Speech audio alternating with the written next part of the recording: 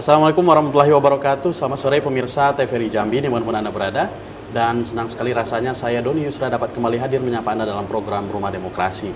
Dan sebagaimana kita ketahui beberapa waktu lalu diberitakan bahwa telah disampaikan distribusikan logistik pemilu. Sejauh mana persiapan dan tentu keberadaan logistik pemilu ini akan kita bahas hari ini dengan narasumber yang akan berdialog dan berdiskusi bersama kita. Telah hadir di studio TVRI Jambi, Komisioner KPU Provinsi Jambi, Bang Edison. Assalamualaikum, selamat sore Bang. Waalaikumsalam. Sehat Bang ya? Alhamdulillah sehat saudaraku. Walaupun letih, letih nggak Bang? Ya harus sehat selalu. Harus sehat selalu, baik. Hadir juga di studio TVRI Jambi Ketua KPU Kabupaten Merangin, Bang Sobirin. Assalamualaikum, selamat sore Bang. Selamat sore. Jauh nih dari Merangin nih. Wah iya, siap. Demi TVRI gitu. Wah siap. Itu dia, itu baik. Juga telah hadir bersama kita melalui virtual Zoom meeting Bapak Ribut Suarsono, pengawan pemilu kita hari ini. Assalamualaikum, selamat sore Pak Ribut. Halo, Assalamualaikum. Baik, nanti juga akan bergabung bersama kita Ketua KPU Kabupaten Sarawangun, Bapak Muhammad Fahri. Baik, saya ke Bang Edison dulu, Bang. Bang, beberapa waktu lalu kan diberitakan di media massa bahwa logistik pemilu sudah mulai didistribusikan. Apa yang bisa disampaikan, Bang, berkaitan dengan distribusi logistik pemilu ini? Tahapan logistik itu kan ada 3. Yang pertama perencanaan. Ya. Yang kedua pengadaan, dan ketiga distribusi. Ya. Nah, beberapa logistik itu sudah didistribusikan seperti kotak suara, kemudian bilik suara itu sudah sampai di KPU Kabupaten Kota. Kotak suara dan bilik suara. Ya, bilik suara. Nah, sekarang masih dalam tahap pengadaan produksi. Tahap produksi. Surat suara, kemudian formulir-formulir. Oh, formulir-formulirnya. Untuk surat suara presiden dan wakil presiden itu sudah sampai di kabupaten kota. Oh, jadi yang masih dalam proses ini adalah DPRD. DPR RI, DPD RI, DPRD provinsi dan DPRD kabupaten kota. Untuk pencetakan logistik ini sendiri itu di tempat yang sama untuk satu kabupaten atau memang secara nasional di satu tempat, Bang? Berbeda-beda. Sesuai dengan peruntukannya, kemudian sesuai dengan percetakannya juga. Ada yang di Jombang, ada yang di Klaten, ada di Solo, Surabaya, ada yang di Jakarta dan sekitarnya gitu kan. Banyak lokasi, jadi tidak satu tempat ya. Tapi bukan di klaster per kabupaten gitu, tidak ya? Atau per provinsi gitu? Tidak, masing-masing kabupaten pun ada yang di, misalnya surat suara DPRD-nya di mana? Seperti Merangin di mana? Di Musi Banyuasin. Ada yang di Musi Banyuasin kan? Di Palembang juga ada gitu. Banyak tempat. Karena tidak mungkin satu provinsi ini dilakukan di satu tempat karena jumlahnya tidak banyak. Kuat ya, karena jumlahnya sangat boleh banyak. diketahui nggak oleh masyarakat Bang jumlah logistik yang mungkin yang sudah didistribusikan atau yang lagi dalam proses percetakan? Untuk kotak suara itu jumlahnya 55.800 untuk satu provinsi Jambi? Iya, seprovinsi Jambi. Sementara untuk tinta itu 22.320, bilik suara itu 44.640. Itu dan jumlah TPS kita, Bang, kalau boleh tahu? Jumlah TPS kita 11.160. Oh ya, ini jauh ya. Termasuk juga untuk kotak suara ini, termasuk juga untuk DPR, DPRD gitu ya, dan sebagainya. Baik. Satu lagi yang sudah didistribusikan itu segel. Jumlahnya 1.074.584. Untuk form-form ini sebagainya ke depan. Untuk segel ya, baik. Nah, kalau untuk Merangin, Bang Sobirin, ada sudah sampai di Merangin sejauh ini logistiknya? Untuk logistik hari ini yang sudah sampai di Merangin itu surat suara presiden dan wakil presiden. Dan saat ini sedang proses pelipatan yang disortir dan pelipatan yang dilakukan oleh KPU Kabupaten Merangin. Kalau untuk kotak suara tadi, kotak suara dan bilik suara ini tadi, Bang? Sudah juga termasuk ya? Sudah. Merangin sudah, kotak suara, bilik suara, termasuk yang disebut tadi, ada segel, tinta dan lain sebagainya. Itu sudah sampai di Merangin. Nah, kalau dari sejauh ini catatan kan tadi kan sempat dikatakan oleh Bang Edison, salah satunya kan ada tahapan perencanaan nih. Perencanaan itu salah satunya berbicara tentang jumlah yang dibutuhkan dan sebagainya. Sejauh ini yang sampai ke tangan KPU sendiri sudah sesuai dengan perencanaannya atau memang masih belum sepenuhnya begitu yang sampai? Sudah, sejauh ini sudah. Terakhir bahwa kalau terjadi kekurangan kan kita konfirmasi. Nah, terhadap yang kurang itu dilakukan konfirmasi ke pihak penyedia. Nah, itu sampai hari ini saya kira sudah cukup sesuai dengan kebutuhan di KPU Kabupaten Merangin. Baik. Kita coba sapa Pak Ribut dulu. Assalamualaikum Pak Ribut, apakah sudah bergabung bersama kami? Pak Ribut Suarsono. Halo? Baik. Saya ke Bang Edison lagi nih. Bang, dalam proses ini tentu ada pemetaan yang dilakukan oleh KPU sendiri ya tentang ini. Apakah semua nanti ini surat suara ini melewati provinsi dulu atau memang langsung ke kabupaten kota terhadap beberapa logistik ini? Untuk logistik ini itu langsung dikirimkan ke KPU kabupaten kota. Jadi tidak transit di provinsi? Tidak, karena kita kan tidak ada gudang kalau untuk di provinsi kan. Jadi tiba di Jambi nanti langsung disebar ke kabupaten kota. Nanti langsung diinapkan di gudang masing-masing. Nah, beberapa waktu lalu kalau kita bicara pemilu lalu ini kan sempat mencuat nih terkait mengenai bahan kotak suara, misalnya bilik suara. Masih kita menggunakan konsep yang 2019 atau ada perubahan? Masih, untuk saat ini kita masih pakai duplek, karton duplek itu yang insya Allah tahan air kan. Ya, karena banyak masyarakat sebenarnya mau khawatirkan itu sih sebenarnya. Tapi kalau memang ada garansi sebenarnya oke saja begitu. Karena kan kita pengen, kalau kotak itu kan lebih ada transparansinya kan, ada plastik transparan yang bisa dilihat gitu. Sementara kalau yang lama kan kaleng semua kan, jadi tidak ada transparansi yang bisa dilihat oleh mata secara jelas itu kan. Ya, baik. Kalau di Merangin, Bang Sobirin, ada tidak ini kan setelah logistik ini kemudian didistribusikan di kabupaten, kota tentu, ini kan kemudian didistribusikan lagi ke daerah-daerah. Nah, kalau untuk pendistribusian nanti ke daerah akan dilakukan kapan, Bang? Tentu saja saat ini kan kita sedang dalam proses proses termasuklah perencanaan kemudian mitigasi terhadap beberapa titik yang tentu saja di mana titik ini kami ada 3 istilahnya. Satu itu distribusi yang mudah, kemudian ada distribusi yang sulit, kemudian ada yang sangat sulit. Dan di Merangin semuanya itu ada? Ada. Kalau mudah-mudahan ada ya. Sampai ke sangat sulit ada?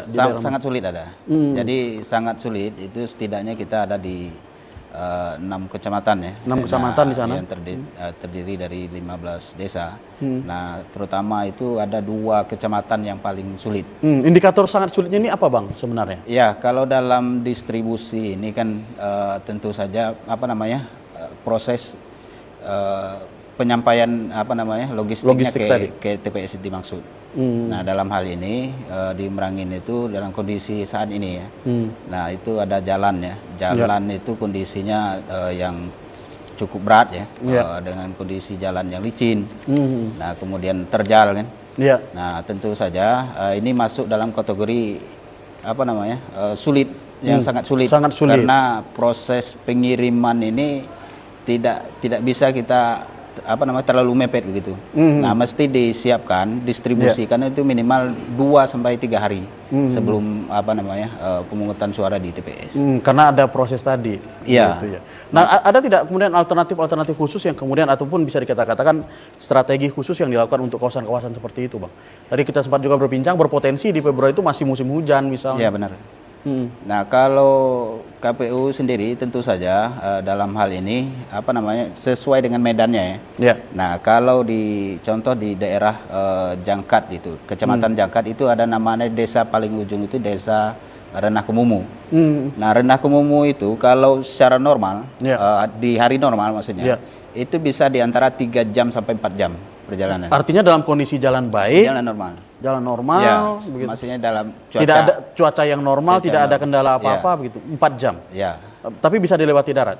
bisa. Jadi memang jalur satu-satunya cuma darat. Satu-satunya Nah, darat. kalau yang di apa namanya di Renah Kumumu itu di Kecamatan Jangkat itu jalur satu-satunya darat. Jadi ada 2. Tapi semua bisa dilalui roda 4. Ya, bisa, tapi roda 4 yang double gardan. Oh, gitu ya. Jadi tertentu kalau gitu ya. kondisinya dalam kondisi normal pun harus yang ya kendaraan khusus. double gardan. Nah, kalau apa namanya double gardan, kalau kondisinya hujan, mesti ada pendampingnya double itu. Nggak bisa satu kendaraan langsung kita turunkan Iya, ke situ, iya, itu nggak bisa. Minimal 1, minimal 2. Iya. Jadi nanti kalau masuk lubang ada tukang tarik lagi kan. Nah, kalau double gardan. Nah, kemudian alternatif lain itu ada dengan kendaraan apa namanya motor trail gitu kan. Iya. Nah, itu pun mesti dilapisi dengan rantai ban itu. Oh, Kan kalau di sebegitunya jalan-jalan ya? jalan-jalan dusun itu kan ada itu.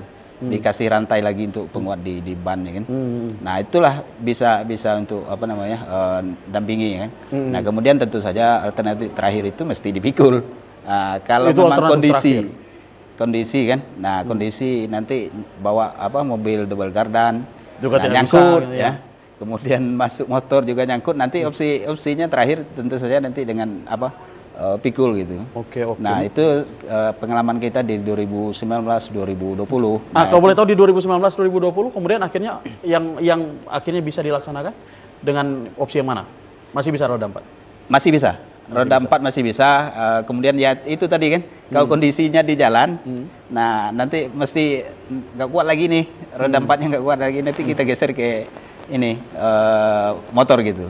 Nah, kalau apalagi motor-motor orang di situ, itu sudah ditempa khusus untuk jalan itu. Oh, artinya jadi nanti kita bantu kerjasama dengan ya, masyarakat. kerjasama dengan masyarakat. Luar biasa ternyata Iya. kerjanya KPU itu ya. Ya, ya. Bang, ini yang di provinsi nih, mencermati ternyata di daerah itu banyak persoalan-persoalan ternyata, Bang. Terpetakan tidak di KPU provinsi sendiri untuk mitigasi hal seperti ini?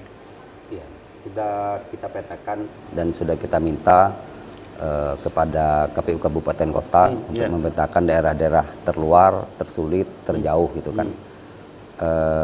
Kalau yang kita punya datanya itu ini yang paling ya, yang memang karena kalau Ini seprovinsi Jambi maksudnya? Ya, seprovinsi Jambi. Kalau yang paling kalau di Jangkat tadi kan masih ada yang lebih tingginya lagi kan. Seperti di mana Air Liki kan, itu kan lewat ini ya sungai atau lewat apa? Itu kalau sungai itu bisa sampai 16 jam ya. Paling tidak sehari lah. Satu Melewatinya? hari. Iya. Ya untuk kalau sampai ke sana. kondisinya Kalau cuacanya kondisinya susah gitu kan. Kalau dalam kondisi cuaca ini normal? Kalau normal itu di kisaran 3 jam. 3 jam. 3 jam. Luar biasa. Gimana Bang? Lanjut, Iya, boleh. iya. Apalagi kan bulan Februari kan curah hujan lumayan tinggi kan. Iya. Tanah jadi becek, air juga kencang gitu kan Iya. alirannya. Kemudian di Moro Jambi itu ada di rantau panjang Rantau karena panjang. harus lewat sungai, kemudian atau lewat apa pakai motor gitu kan, baik, motor baik. atau sepeda gitu. Baik, kita tahan dulu Bang sebelum Abang lanjutkan. Pemirsa jangan kemana-mana karena kita masih banyak membicarakan, ternyata banyak nih permasalahan-permasalahan distribusi logistik. Dan kita tahan sejenak dan kita kembali setelah pesan-pesan berikut ini.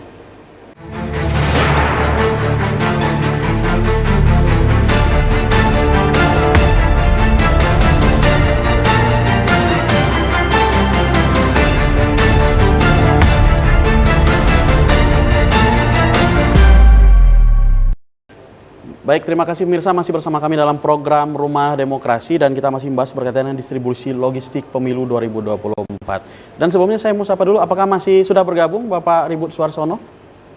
Assalamualaikum, selamat sore. Baik, saya ke Bang Insan. Tadi terputus Bang tentang daerah-daerah tadi yang pemetaan. Tadi Muara Jambi. Oh, Muara Jambi juga ada ya kawasannya? Ada karena tidak bisa apa mobil tidak bisa masuk ke sana kan. Di kecamatan apa Bang? Di Kecamatan Kumpe. Kumpe, oke. Ya. Dia seperti agak seperti pulau tapi masih ada daratannya gitu. Jadi masih bisa dilewati tapi hanya dengan motor atau sepeda gitu kan. Kalau daerah lain? Kemudian di Tanjung Jabung Timur, di Sadu gitu. Itu kan harus pakai kapal. Jadi ya beban ke anggaran gitu kan. Iya, itu Tambah dia. anggaran. Kemudian di Sarolangun juga ada, di Dusun Manggis di Desa Napal Melintang, Kecamatan Limun itu kan. Itu memang jaraknya hanya 18 km, tapi Dari kota Sarolangun. enggak, untuk menempuh Perjalanan ke Oke. daerah itu 18 km, tapi 8 jam harus ditempuh dengan jalan kaki gitu. Tidak ada opsi lain Tidak ada opsi lain. sampai hari ini. Iya, sampai hari ini. Nah, kalau ini nanti kita berharap sekali nih KPU Sarolangun bergabung. Atau nanti kita tunggu KPU Sarolangun nanti opsinya seperti apa. Nah, tadi Anda sempat membahas, Bang. Ini kan kemudian berimplikasi kepada anggaran. Akan ada potensi-potensi anggaran yang tidak terduga ini. Iya. Nah, gimana itu, Bang, untuk hal itu? Ya, di awal itu sudah kita petakan. Jadi kabupaten kota yang sudah memetakan daerah-daerah terluar tersulit tersebut itu sudah mengajukan anggaran tambahan, sehingga nanti pada saat pendistribusian itu tidak lagi sibuk meminta anggaran lagi gitu kan. Tapi sudah dimintakan dan insya Allah sudah dialokasikan oleh KPU RI gitu. Gimana, Bang, realisasinya anggaran tadi? Ini kan artinya sangat sangat tidak bisa diprediksi lah. Artinya kan ya boleh saja kita di atas kertas menganggarkan segini, ternyata di lapangan tadi sangat kondisinya tadi. Ya, tentu saja KPU ya, terutama kami di kabupaten itu memang sudah mengukur ya, melakukan survei. Nah, terhadap kebutuhannya, baik transportasi dan lain sebagainya, itu sudah dilakukan survei. Nah, itu sudah dicek sesuai dengan berapa biaya yang dibutuhkan. Yang dibutuhkan dan umum dilakukan untuk distribusi lah terutama kan. Nah, itu sudah dilakukan, sudah dicek semua satu persatu per TPS itu sudah. Nah, kalau tentu masyarakat di rumah juga bertanya-tanya nih, kan ada potensi nih, Bang. Tadi kita sempat bahas ada potensi bahwa di Februari itu curah hujan tinggi. Dan tadi kan dikatakan, sempat Anda mengatakan di kawasan Merangin, kemudian ada satu daerah yang melewati sungai misalnya. Ada juga nih pertanyaan mendasar nih, masyarakat kadang berpikir seperti ini. Bagaimana jika ternyata dalam proses distribusi itu hujan turun melewati sungai, kita tidak berharap terjadi gitu ya. Artinya masuk ke sungai itu yang kita tidak menginginkan, tapi apakah keamanan surat suara kita terjamin, Bang? Logistik ya secara umum. Baik, bahwa KPU Merangin tentu saja terhadap daerah-daerah yang sangat sulit ini. Nah, akan dalam hal kerjasama dengan pemerintah. Nah, kita lakukan komunikasi, koordinasi, kemudian dengan pihak TNI dan Polri. Nah, itu kemudian kita lakukan secara berkala. Jadi salah satunya adalah mitigasi, dan kemudian apakah nanti cukup 3 hari, H-3 atau H-4, nanti tentu saja ini secara berkala sampai nanti distribusi dari dari KPU ke kecamatan dan dari kecamatan ke desa. Nah, itu terus nanti akan kita lakukan. Tentu saja kita pastikan bahwa H-1 itu surat suara itu sudah nyampe nanti di TPS. Dan pengamanan di dalam proses distribusi pun, bahwa sejauh ini koordinasi kita dengan pihak pengamanan terutama dalam hal ini pihak polisi dan TNI. Iya, tentunya. Itu kita hanya bukan berbicara tentang aman dalam konteks tidak kena hujan, tapi keamanan juga di jalan itu. Nah, itu sejauh ini semuanya berjalan dengan baik. Dari pihak pemerintah daerah, kemudian TNI dan Polri Merangin, dari Polres terutama, itu sudah sangat care dan siap untuk membantu apapun kebutuhan dan kendala-kendala yang dialami oleh KPU terutama nanti terhadap distribusi logistik. Ya, jadi sudah sangat siap lah. Sebenarnya kalau kami Merangin itu sudah sangat siap. Baik, saya ke Bang Edison. Bang, kalau sebenarnya dalam ketentuan di KPU sendiri, misalnya di dalam PKPU, tadi kan dikatakan ya memang direncanakan tuh 3 hari menjelang pemungutan suara, didistribusikan logistik ke daerahnya. Boleh tidak di dalam ketentuan itu ya, misalnya tadi sebagaimana dibahas Bang Sobirin tadi, ternyata di daerah itu 3 hari nggak akan terkejar ini, kita mesti 4 hari atau 5 hari sebelumnya. Boleh tidak lebih awal begitu? Ya. Kalau ketentuannya itu maksimal H-1. Maksimal diaturnya. H-1. Artinya paling lambat. Paling lambat H-1 itu sudah sampai di TPS. Jadi kalau memang kabupaten kota menganggap bahwa ini 1 minggu sebelumnya sudah harus didistribusikan dan kabupaten kotanya siap. Karena kan proses sortir, lipat suara, memasukkannya ke dalam kotak suara, kemudian dibungkus lagi dengan plastik kan sampai 2 lapis gitu kan. Nah, itu kan butuh proses dan waktu yang cukup lama, panjang gitu kan. Nah, kalau sudah siap bisa didistribusikan. Yang penting paling lambat itu H-1. H-1 diatur itu adalah paling lambat. Jadi kalau mau lebih cepat tidak ada persoalan itu. Tidak ada persoalan. Tetapi memang sangat dianjurkan itu lebih dekat gitu kan. Karena kan kalau sudah nyampe di sana keamanannya lagi kan. Kalau di kabupaten kan bisa terpusat gitu untuk proses pengamanannya. Tapi sebenarnya KPU kabupaten sebenarnya pengen juga nih pertanyaan ini mungkin. Karena tidak misalnya ya artinya kompensasi khusus lah untuk daerah-daerah yang seperti itu Bang. Misalnya entah PPK-nya di sana begitu ya. Atau sebelumnya mungkin kita sapa dulu narasumber kita. Halo, Assalamualaikum, selamat sore. Pak Ribut Suarsono atau Pak Fahri yang telah bergabung. Waalaikumsalam warahmatullahi wabarakatuh. Selamat sore. Baik, Pak Ribut. Apa kabar Pak Ribut? Alhamdulillah baik. Baik. Pak Dokter, Mas Dokter. Ahmad Mujadi. Baik. Ini Pak Ribut, tadi kita telah membahas beberapa hal tadi berkaitan dengan distribusi logistik beberapa sudah mulai dilakukan. Nah, kalau dalam kacamata Anda apa sebenarnya hal-hal penting yang harus diperhatikan oleh kawan-kawan KPU hari ini dalam rangka distribusi ini? Potensi-potensi apa yang perlu diperhatikan? Sebenarnya beberapa komponen itu sudah mempersiapkan diri. Khususnya yang berhubungan dengan distribusi logistik. Baik itu oleh kawan-kawan penyelenggara, khususnya KPU, dengan Bawaslu yang akan mengawasinya, kemudian Polri juga sudah mempersiapkan komponennya sebenarnya.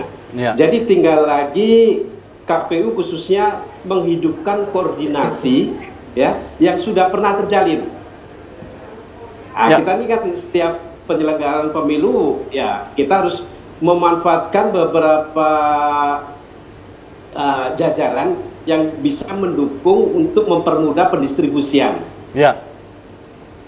Karena apa? Karena kalau hanya mengandalkan KPU saja, tanpa adanya dukungan misalnya dari pemerintah daerah maupun dari Polri, itu sangat dikhawatirkan. Apalagi kalau kita mau berbicara soal Tanjung Jabung Timur. Yang banyak menggunakan fasilitas kendaraan air. Dan ada beberapa daerah yang memang daya jangkaunya sangat sulit.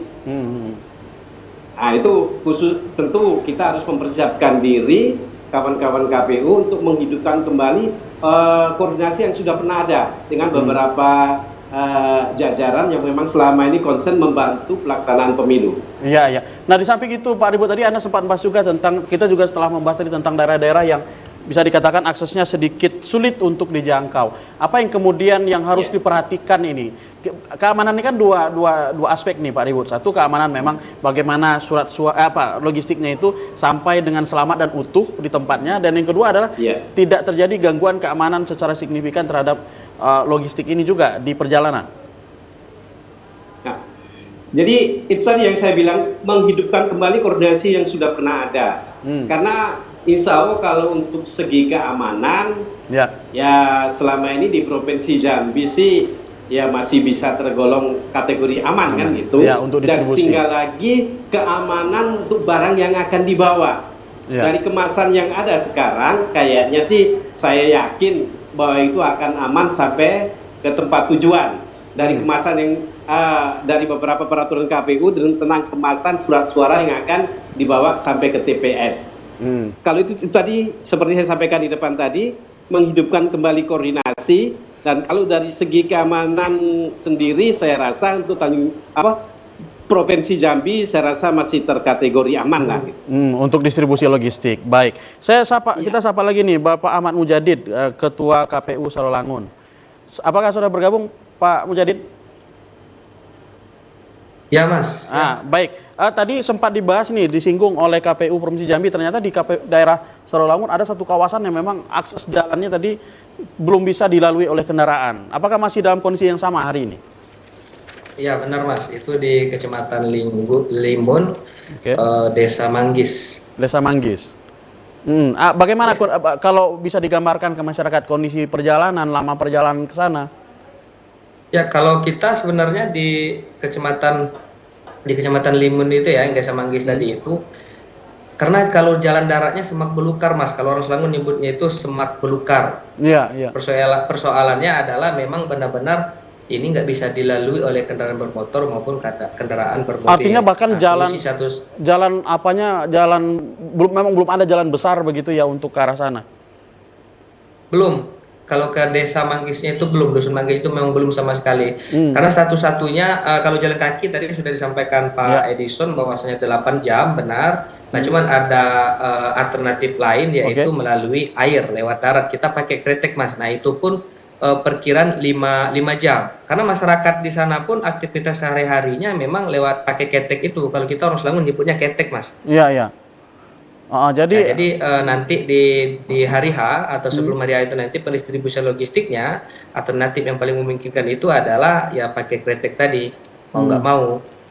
Dan pemilu sebelumnya juga menggunakan transportasi air untuk distribusi ke sana. Iya sama Mas, sama. Kecuali memang hujan deras ya. Kalau hujan deras ya mau nggak mau kita harus jalan kaki. Yaitu tadi resikonya 8 jam, jalannya licin. Jalannya nggak ada, bukan persoalan. Oh begitu. Nggak bisa dilalui. Jalannya nggak ada, karena semak belukar tadi Mas. Jadi kalau opsinya jika terjadi, artinya cuaca yang sangat tidak bersahabat, kemudian opsi yang dipilih adalah jalan kaki. Jalan kaki. Dan kemudian tentu ini kan pertanyaan juga kemudian.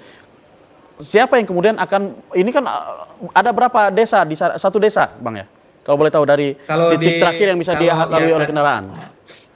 Ya kita sama ya, ada yang paling mudah, sulit dan sangat sulit. Iya. Nah, yang kami catat dan itu menjadi penting kami prioritas itu yang sangat sulit tadi ya. Iya. Kalau di Kecamatan Limun sangat sulit ya, ada satu desa di Manggis. Cuman kalau di kecamatan lain dari 11 kecamatan di Sarawangun itu ada yang paling sangat sulit itu 3 kecamatan Mas. 4 kecamatan Mas. 4 kecamatan yang serupa dengan Manggis. Yang paling parah itu Manggis tadi karena nggak bisa dilalui kendaraan. Kalau yang lain bisa dilalui kendaraan, cuma prosesnya juga sama, jalan yang licin, apalagi nanti Januari ini perkiraan hujannya sangat deras. Cuman ada satu kecamatan yaitu di Mandiangin, Desa Pemusiran, Dusun Dam Siambang, ada 3 TPS itu yang memang benar-benar kalau kita hari hujan itu kita nggak bisa pulang pergi pagi itu besoknya baru bisa kita keluar. Kalau hari nggak hujan saja itu proses jalannya itu bisa memakan setengah hari Mas, itu kalau hari nggak hujan jalan kering. Jadi mau nggak mau memang harus mobil double gardan. Kalau di kecamatan satunya Batangasai hal yang serupa. Karena kalau Batangasai ini rawan longsor, kalau musim penghujan yang kita khawatirkan kita nggak bisa mendistribusikan logistik, cuman tetap solusi dan alternatif sudah kita siapkan. Baik, nanti kita akan dalami lagi, itu sangat menarik Bang. Dan kita tahan sejenak karena kita akan break iklan dan jangan kemana-mana dan kita akan kembali setelah pesan-pesan berikut ini.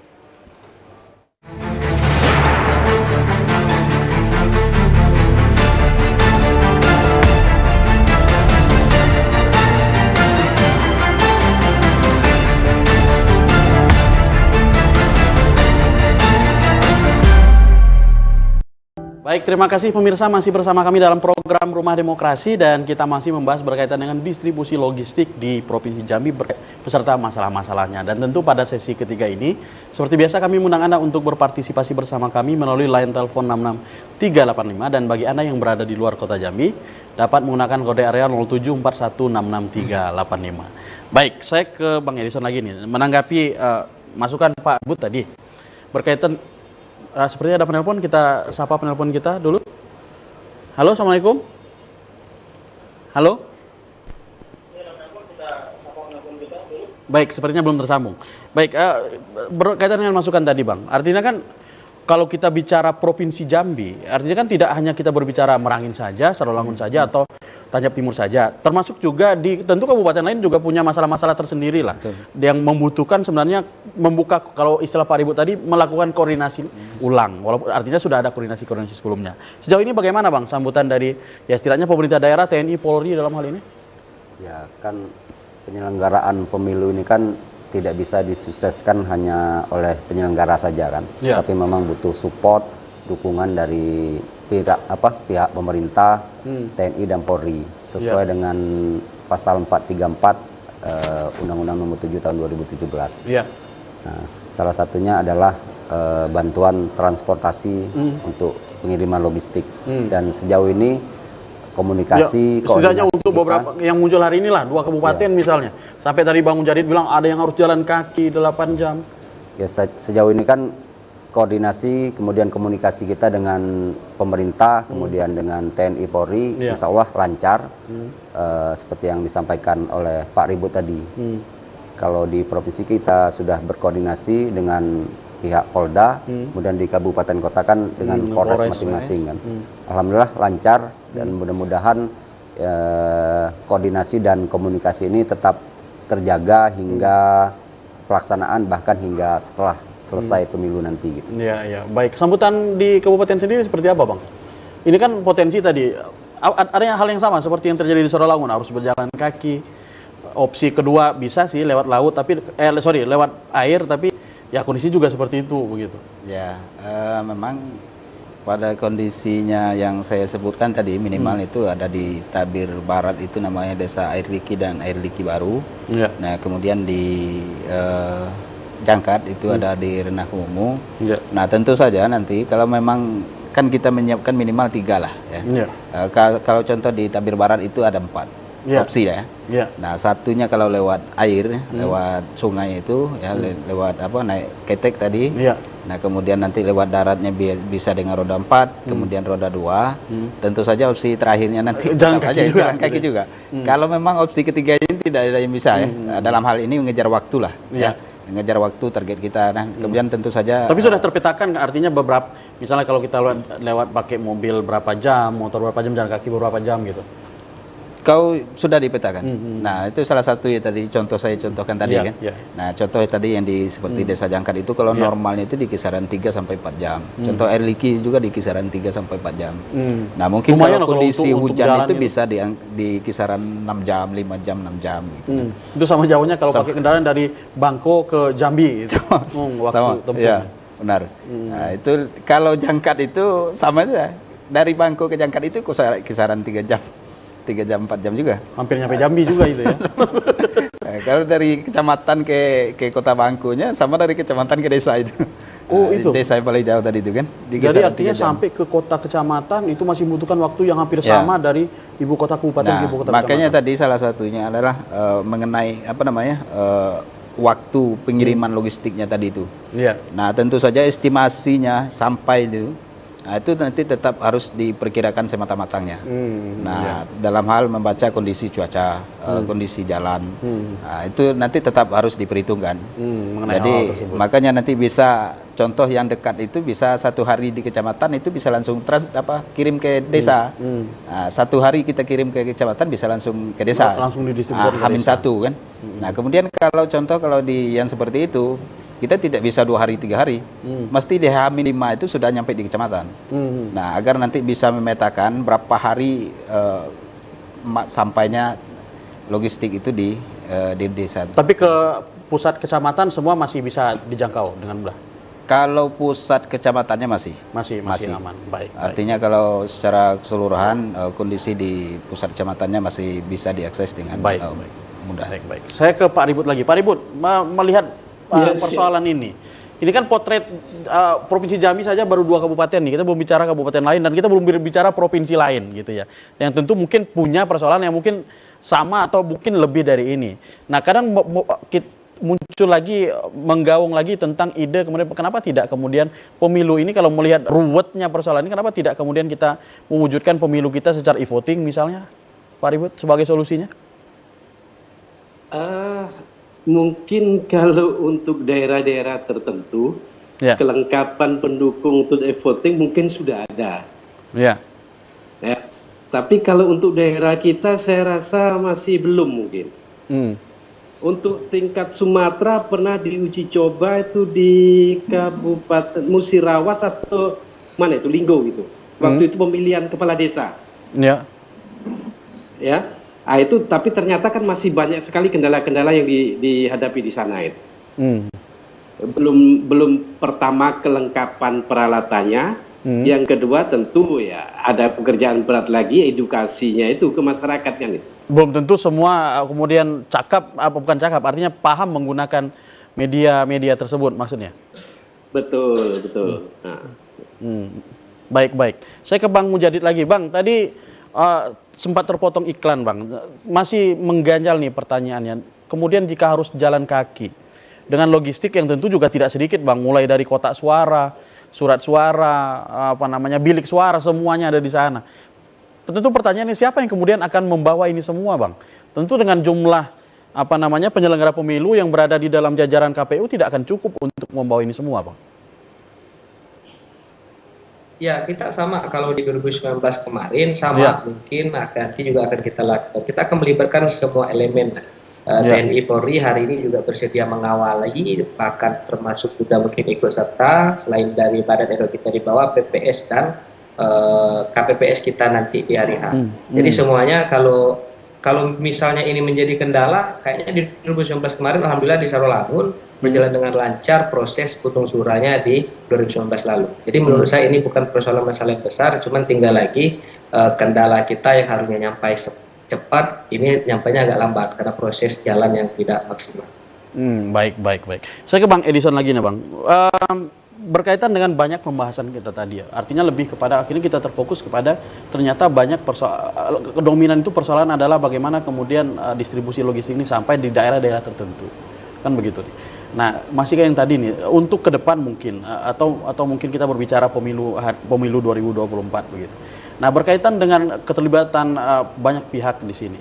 Nah, apakah ke depan mungkin akan dilakukan suatu kerjasama yang mungkin lebih bisa dikatakan lebih jelas lagi, lebih konkret lagi begitu terkait mengenai daerah-daerah ini, Bang. Misalnya dengan TNI Polri mungkin memang dibuat sebuah atau pemerintah daerah sebuah kerjasama konkret begitu. Karena ini kan butuh panjang waktu yang lumayan juga untuk membuat daerah-daerah yang bisa kita katakan agak sulit dijangkau untuk dapat dijangkau. Ya, bisa saja sih untuk ke depan. Mungkin setelah pemilu tahun 2024 ini kan. Iya, tentunya. Yang pertama kita minta pemerintah daerah setempat membuat jalur gitu kan, membuka jalan seperti yang di Limun tadi, dibuka jalan gitu kan. Atau juga memang pemerintah daerah menyiapkan transportasi khusus gitu kan untuk mengangkut logistik ini. Selain yang memang sudah kita siapkan dari KPU RI kan, anggarannya sudah disiapkan, kemudian juga didukung oleh pemerintah daerah, TNI dan Polri gitu.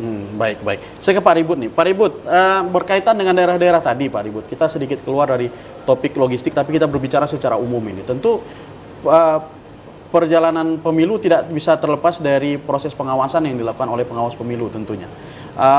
Lalu apa kemudian yang perlu untuk diperhatikan di kawasan-kawasan ini? Baik. Sepertinya ada kendala jaringan di Pak Ribut. Nah, Bang, di Merangin juga, setelah kita bahas di ini nih, persoalan-persoalan lain. Salah satu persoalan di Merangin dan Sarolangun itu adalah berkaitan dengan pemilih suku anak dalam. Nah, bagaimana, Bang, kalau untuk pemetaannya? Untuk suku anak dalam sendiri. Itu apakah termasuk juga di kawasan-kawasan yang sulit dijangkau tadi, Bang? Kalau untuk SAD, saya kira itu hanya ada satu desa ya, di Desa Mekarjaya. Kecamatan Tabir Selatan itu ada di perbatasan Tebo.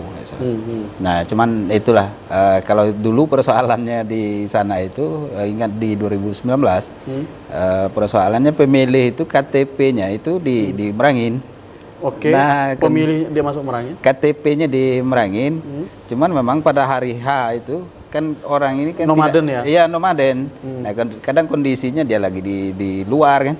Nah, di luar contoh di area Tebo kan. Bisa masuk ke kabupaten sebelah iya, gitu ya? atau memang dia sedang tidak ada di lokasi TPS pada hari itu. Paling memang gitu kondisinya. Tapi secara umum wilayah-wilayah SAD itu masih bisa dijangkau, dan hari ini tidak ada lokasi khusus TPS di Untuk suku anak SAD. dalam. Jadi dia sudah bergabung dengan masyarakat sekitar karena memang sudah dekat ya. Nah, domisilinya itu diberi tempat oleh pemerintah. Nah, itu di wilayah-wilayah dekatnya, terutama contoh seperti ada di Nalotantan ya. Ya. Nah, kemudian ada di Pemenang, di Pelakarjaya, kemudian ada di Renah Pemenang gitu. Nah, itu semuanya masih dekat dengan lingkungan dengan Sejauh warga. ini komunikasi dengan kawan-kawan suku anak dalam untuk menggunakan hak suaranya sendiri? KPU tentu saja, memang ini kan tidak berjalan hari ini nih. Ya. Nah, ini sudah berkelanjutan Ya. dari 2000, mungkin dari pemilu sebelumnya 2014, 2019, kemudian terakhir hari ini. Ya. Nah, kita selalu melakukan upaya edukasi ya, kepada suku anak dalam ini. Nah, terutama terkait dengan penggunaan hak pilihnya. Ya. Nah, pada hari H, baik dari KPU sendiri ya, kemudian nanti KPU dengan KPU provinsi, dan kemudian dari PPK dan PPS. Ya. Nah, kemudian tentu saja melalui pendamping dari suku anak dalam itu. Nah, kita selalu melakukan koordinasi. Nah, pada pemilu 2019 contoh, KPU itu ada relawan demokrasi. Nah, relawan demokrasi ini kita berdasarkan elemennya. Nah, salah satunya adalah terkait dengan SAD Suku yang anak kaum dalam. marginal tadi. Jadi kita melibatkan pendampingnya langsung. Nah, untuk menjadi relawan demokrasi. Jadi mudah-mudahan kan dengan adanya kita melibatkan langsung dari orang yang memang mengerti dengan pola pola hidup, kemudian cara komunikasi dengan SAD ini. Nah, ini membantu KPU juga. Iya. Dan itu insya Allah mungkin ke depan salah satunya begitu. Baik, Nanti kita bawa relawan-relawan ini dari pendamping dari SAD itu Dari sendiri. saya sendiri. Iya. Baik. Saya ke Pak Ribut nih, kebetulan sudah bergabung lagi nih. Pak Ribut tadi sempat terpotong kita tadi. Tentang kawasan-kawasan yang kita katakan tadi jangkauannya sangat sulit. Pengalaman Anda juga di pengawas pemilu begitu. Ada tidak kendala-kendala khusus atau sebenarnya temuan-temuan khusus ataupun bisa dikatakan hal-hal khusus yang perlu diperhatikan di kawasan-kawasan ini Pak Ribut? Bukan hanya dalam distribusi logistik, termasuk juga dalam penyelenggaraan pungut hitung ke depan. Kalau dari pengalaman yang ada ketika pendistribusian logistik, Ya. kita tidak menemukan masalah yang begitu berarti ya. Ya. Cuman ketika di Tungsura, Ya. itu ada pemahaman daripada KPPS terhadap khususnya TPS khusus, ya. Karena pernah kasus di 2014 dulu ada TPS berjalan. TPS berjalan. TPS berjalan di daerah Sungai Bahar ketika itu, ya, yang berhubungan dengan suku anak dalam juga ketika itu. Ya. Dan itu sempat terjadi, tapi 2019 nggak terjadi lagi. Nah itu. Jadi kalau untuk pendistribusian logistik, saya rasa sih tidak begitu bermasalah. Cuman tinggal lagi ketika Tungsura aja di daerah-daerah yang terpencil, ya, yang pengawasannya kurang bisa maksimal. Karena pertama bisa jadi akses komunikasi yang tidak bisa betul lancar. Ya. Kemudian pemahaman daripada KPPS. Karena sampai hari ini KPU kan yang mendapat pembekalan itu kan ketua KPPS. Ya. Nah, ketika anggota KPPS ini ada yang ngeyel, ya, dan ketua KPPS yang diberi pembekalan tidak bisa menyampaikan dengan maksimal, ini kan juga jadi masalah kan? Jadi harusnya ke depan itu kalau dari pengalaman yang ada gitu. Jadi ke depan mestinya jangan hanya ketuanya, artinya semuanya, begitu ya?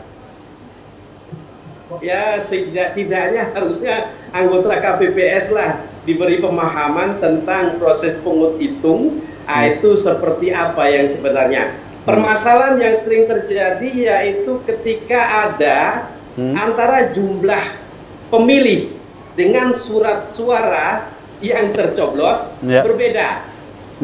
Itu kesulitan sekali menentukan kebijakannya, ya. Itu sering itu yang sering terjadi. Dan kemudian berimplikasi kemana-mana jika kebijakan yang keputusan yang diambil juga tidak tepat seperti itu. Iya, betul sekali. Baik, kita tahan dulu Pak Ribut dan narasumber yang lain. Pemirsa jangan kemana-mana karena Rumah Demokrasi akan kembali setelah pesan-pesan berikut ini.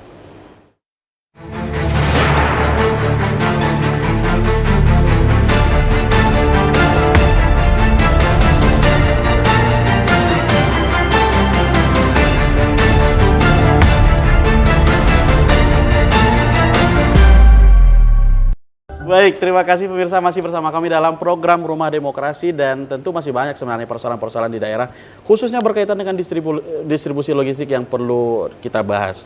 Tapi berhubung dengan waktu mungkin untuk menutup acara kita hari ini Bang Sobirin, apa yang ingin Anda sampaikan? Ya baik, kami KPU Kabupaten Merangin tentu saja pertama bahwa KPU sudah sangat siap ya untuk pendistribusian, kemudian secara SDM ya, untuk melakukan pungut hitung, tungsuran nanti. Nah saat ini kan sedang dalam perekrutan KPPS. Nah ini salah satu persiapan. Insya Allah KPU Merangin siap melaksanakan pemilu di 2024 ini dengan sukses dan lancar. Baik, Bang Edison, sekaligus mungkin menjawab dari apakah 77 KPPS nanti akan di BIMTEK sekaligus? Iya, pemilu ini kan selalu dilaksanakan setiap 5 tahun sekali. Jadi secara teknis, insya Allah KPU beserta seluruh jajaran siap melaksanakan tahapan demi tahapan gitu kan. Dan untuk petugas KPPS tadi seperti yang dikhawatirkan oleh Pak Ribut tadi, insya Allah KPU RI sudah menganggarkan untuk melakukan BIMTEK ke seluruh petugas KPPS, seluruhnya, termasuk petugas Linmasnya juga dilatih nanti kan. Jadi insya Allah ketakutan itu bisa kita hindarkan nantinya.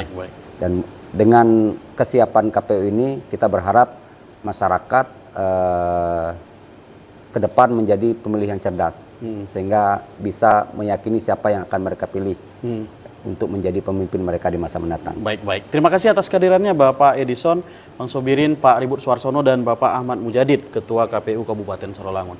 Pemirsa, demikian tadi dialog singkat kita berkaitan dengan distribusi logistik pemilu 2024. Dan tentunya kita akan kembali minggu depan di waktu yang sama. Assalamualaikum warahmatullahi wabarakatuh.